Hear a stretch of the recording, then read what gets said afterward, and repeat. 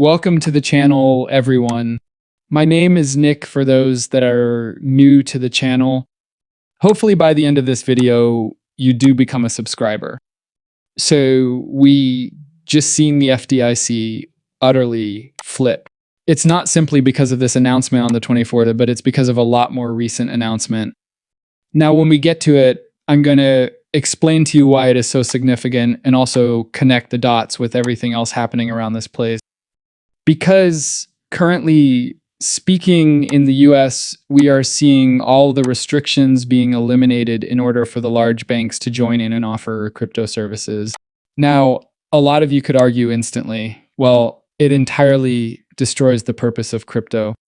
And although I would agree with you on the original idea of crypto, we also have to come to reality and assume that Bitcoin was not just built by some renegade coder out there who wanted to see, everyone escape the old financial system. I mean, let's just be honest here. Bitcoin was born and crypto itself was born from the ashes of 2008. Okay, I think everyone, including the big central banks and the governments, realize that guess what? We're not going out of this unscathed, which is exactly why they produced large sums of money to actually have the economy bounce back after 2008. Without that tremendous quantity of printed money, which is not really solving anything, it's attempting to just tape a hole on the bow. What ended up occurring was we enormously inflated dollars, which continued to weaken the purchasing power of the dollar, which also harmed every single country out there in terms of their fiat currency.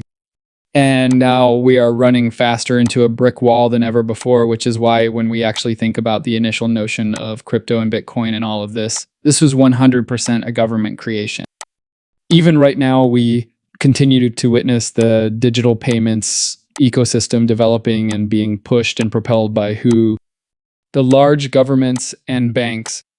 This is precisely why I believe that we can presume that no, the original purpose of cryptocurrency was never to truly elude the large banks or all of these. In fact, I find the idea of privacy preservation in general to be hilarious since, once more, everything depends on the chain. In any case, everything can be tracked and traced. Again, for that reason, we are examining the current situation in light of those challenges. These barriers are provided by the large banks as public services. These barriers have been a cover for that. Blockchain has already been used by the banks. For years, JP Morgan has been using Ethereum in relation to Onyx. However, the large banks are providing these public services. These are the barriers that stand in its way. Nevertheless, let's get started and begin with this posting from the banking GOP, which was noteworthy. Reputational risk will no longer be used by the FDIC government as a part of bank supervision. This comes after Senator Tim Scott's FIRM Act, which would codify the removal of reputational risk for all federal banking regulators, was passed by the committee.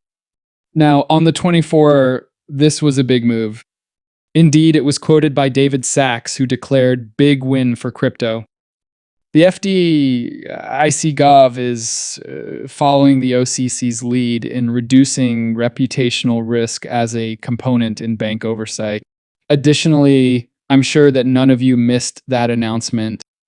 The Office of the Comptroller of the Currency, or OCC, did publish a post on March 7 that clarified banks' authority to participate in specific cryptocurrency activities. Once more, taking down those obstacles will allow banks to openly use cryptocurrency, and this was a significant action.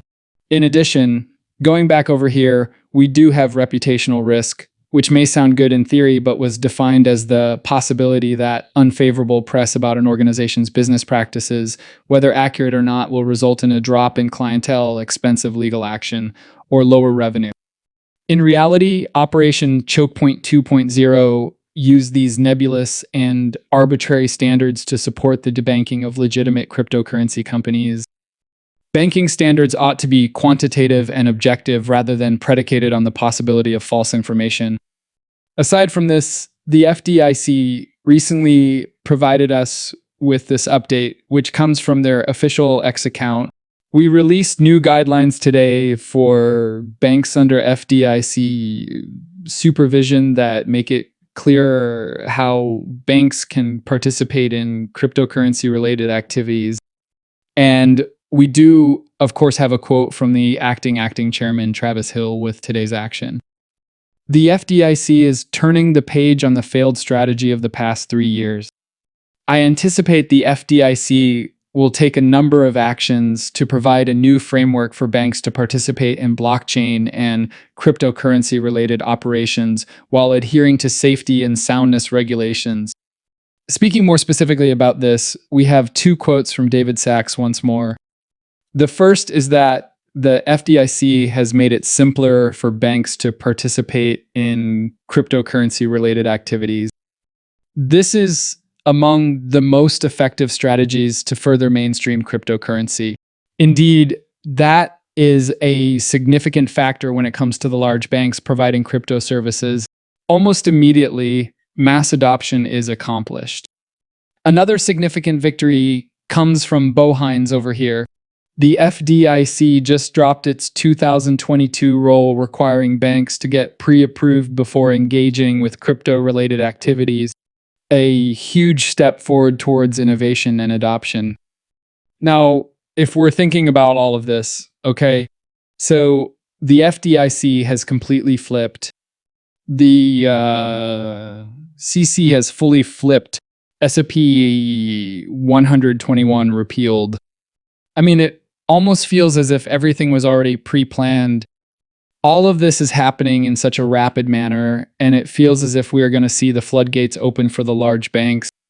But if we go over here to the real FDIC announcements, we could have a summary, which we have on April 7, 2022. The FDIC released a financial institution letter.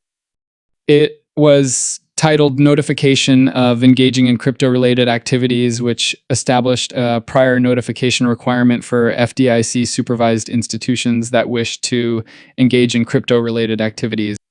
In order to make it clear that FDIC-supervised institutions may participate in acceptable crypto-related activities without first obtaining FDIC approval, they are now withdrawing this letter and issuing new guidance. Here are some of the highlights. This confirms that as long as they appropriately manage the risk involved, FDIC-supervised institutions are allowed to participate in activities that involve new and developing technologies such as digital assets and cryptocurrency. The FDIC anticipates that all operations carried out by institutions under its supervision will be safe, sound, and compliant with all relevant laws and regulations. On the other hand, when we consider everything, it's pretty funny that this is all taking place right now. Why is that? Specifically because the SAC recently posted on the 25th about their 4 upcoming roundtables with the Crypto Task Force this year. Furthermore, we have a meeting scheduled for the 11th that will focus on regulating cryptocurrency trading. Next up is April 25, the Know Your Custodian Crucial Cryptocurrency Custody Considerations. Tokenization of assets on the chain where TradFi and DeFi meet is scheduled for May 12. In keeping with the American spirit, June 6th is DeFi. What do we see here then? What's connecting the dots when it comes to this task force? Number 1, regulations around the big banks and around crypto are accelerating. We are starting